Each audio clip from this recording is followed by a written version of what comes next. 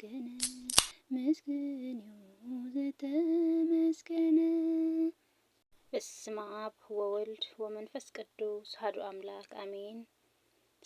ሰላም እግዚአብሔር ምሳኹም ይኹን። ክቡራት ኣሕዋተይን ኣሓተይን ከመይ ኢኹም? ናይ ኣዜብ ሳባዊት ዩቱብ ተኸታተልቲ ደሓን ዲኹም? ኣነ ደሓን እየ። ከመይ ቀኒኹምለይ?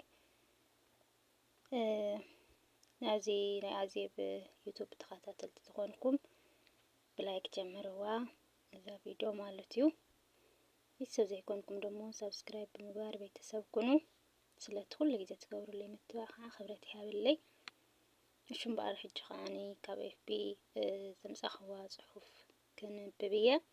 ኩልና ትጠቕመና እስካብ ዝኾነት ሓቢርና ንከታተል ክቡራተይ። እሺ እስካብ መጨረሻ ሓቢርና ንከታተል። እሺ ኣነ ኣይኮንኩን አውግስጢኖስ ፈጣሪ የለን ባህልን ብዙሙት ዝተባላሸወ ህይወት ዝነበረ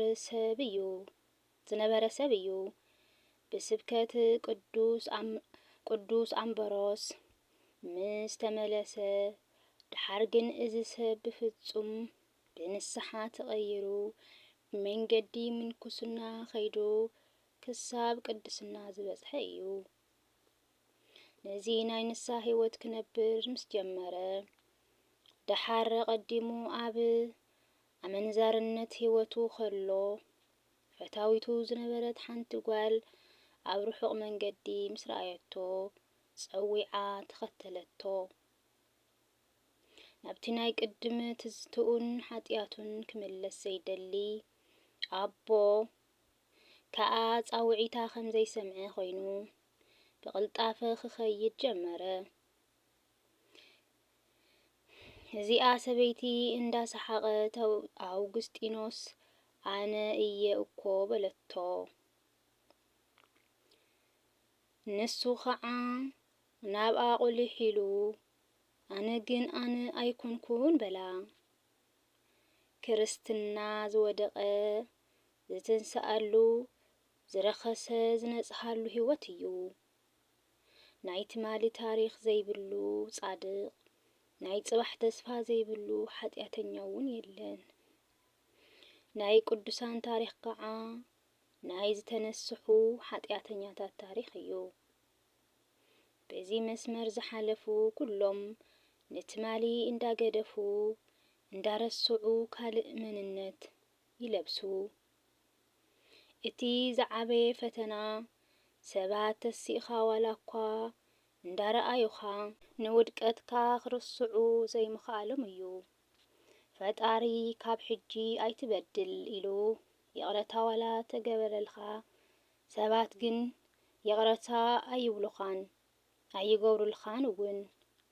ድሞ ሞንኪሳ ዓመላ ኣይትርስዕን ነበረ እንዳበሉ ናብቲ ዝነበርካዮ ክትምለስ ይደፋፍኡኻ እምበር ንኽትልወጥ ኣይፈቕዱልኻን ኣይሕግዙኻን። ሳውል ኣሳዳዲ ነይሩ፣ ሎሚ ግን ሃዋርያ እዩ። ብዙሓት ክርስቲያን ግን ንዕኡ ንጳውሎስ ምእማን ተሸጊሮም ነበሩ። ካብ ዝመረጽሉ ጀሚሮም ከዓ እረ ንሱ ኣይኸውንን ኢሎም ንፈጣሪ ምስክር ዝሃቡውን ነይሮም። ድሕሪ ምምራጹ እውን ንዕኡ ምቕባል ተሸጊሮም ካብ ሃዋርያት አንኢሶም ዝርእይዎ ኣይጠፍኡን። ንሱ እውን ብትሕትና ሃዋርያ ተባሂለ ክጽዋዕ ዘይግበአኒ ዋላ እንተበለ ጭንጋፍ ኢሉ ባዕሉ ኣብ ዘይግዚኡ ምስ ዝውለድ ጽንሲ ኣነጻጺሩ ድሒሩ ዝተጸውዐ ምዃኑ ዋላ ተተዛረበ። ግን ከዓ ካብ ሃዋርያት ብወላ ሓንቲ ዘይንእስ ሃዋርያ ነበረ። ንሳቶም ብናይ ትማሊ ማንነቱ ክርእይዎ ተፈተው። ንሱ ግን ንሱ ኣይነበረን። ንሱ ምንባር ጠጠው ኣቢሉ ብእኡ ዝነበረ ክርስቶስ እዩ። ሓደ ሰባት ዘይኣምኑኻ ካብ ክፍኣትካ ተመሊስካ ሰናይ ምስትኸውን ጥራይ ኣይኮነን ولا ون بطعمي طعم انتخونكالهم أيأمنوخان كتخبروم كلخا انتاي حاسبو إيلوم يتقراطرو صبق تقبرلهم كلخا انتاي دقا لوها تابزحخي تنكول حاسبكي ديخي إزيئا تسقع نبرت نملعال إيديو إيلوم كسقوخا يدليو سناي زقبرلهم كلو كمزي زحاردوم زمسلوم سبات اللو نيوسيفون أحواتو بعسرا دينار شيطوم يبصي زوردوو يقرتا غيرو بفقري تقبلوم نبؤوم يعقوب امصيو خا بخبري عاب مدر جبصي كم زنبرو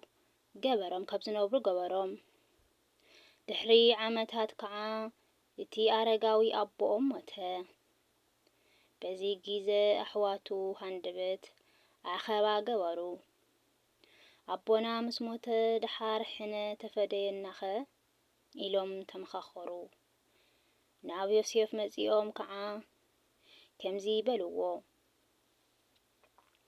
أبونا قدمي مماتو خمزي كبل تنازيزو نبره بجاخا بدل حواتكا يقربل زفترت 5 قصري 15 سكاو 21 يوسف زي مسمع بخيه يقرتا غيرو خعا زي تأمانتو أحممو يوسف نعوم كان مجمرياون كفؤ سباي نبرن نتي زبدل وبدل حرعين يقادعا نفتاريو أمسجنه نساتهم كفؤ نجر حسبلو እግዚአብሔር ግን ከምዚ ሎሚ ዝኾነ ብእኡ ብዙሕ ህዝቢ ክድሕኑ ሓሲብዎ ነበረ ወላ እኳ በደል ተበጽሖ ንሶም ኣይተለወጡን ይኾኑ እምበር ንሱ ትማሊ ዝፈልጥዎ ዮሴፍ ኣይኮነን ኣነ ግን ኣነ ኣይኮንኩን ድማ በሎም አሜን በሐቂ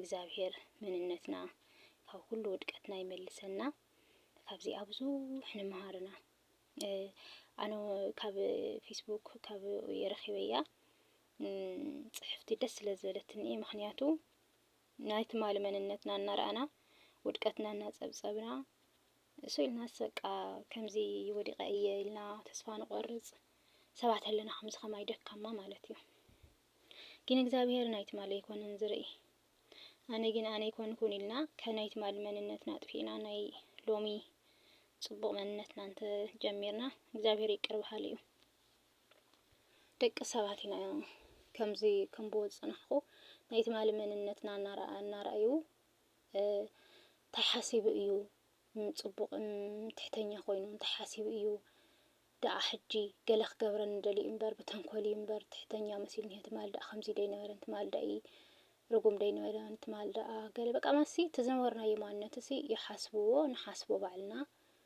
كاو سينا سب انت تملسو نسي نابوفتنا ورخ ملس نمرح مالتيو إنا بحقي بطعم مهاريتي أنا عاي أمهراتني أنا أخم كستي أمهراتكم دو هميت انتن كوينا انت سمع واش غا مجرش صني لكم اتيناتي درب زي كولو بزبلاش هو قالات زي كونه اتينا እግዚአብሔር ቃል ትና እግዚአብሔር ምኽሪ ትና ይካውቦና ምኽሪ ዘንበው ኮሲና ክንሰምዕ ዘለና ማለት እዩ ስለዚ በኩሉ ካብ ኩሉ ጌጋና እግዚአብሔር ይመልሰና ናባዕሉ ይመልሰና ፈጣሪ ካብ መንገዲ ጸጋምና መንገዲ የማን ይምርሐና ማለት ይና እግዚአብሔርን ሁሉ ይቅር በሃል እስካብ ዝኾነ ድረስ ይቅር በለልና ይልና ناون مرسو أحواتنا زبدلنا ونيقرنا تبهلنا بفقر بسلام كنبر فؤادي خنلنا فداري آمين بس كام جراش سمعكم تمرتو صد الله سلام كنيات بخالي فيديو سكاوز مصد حن كنيو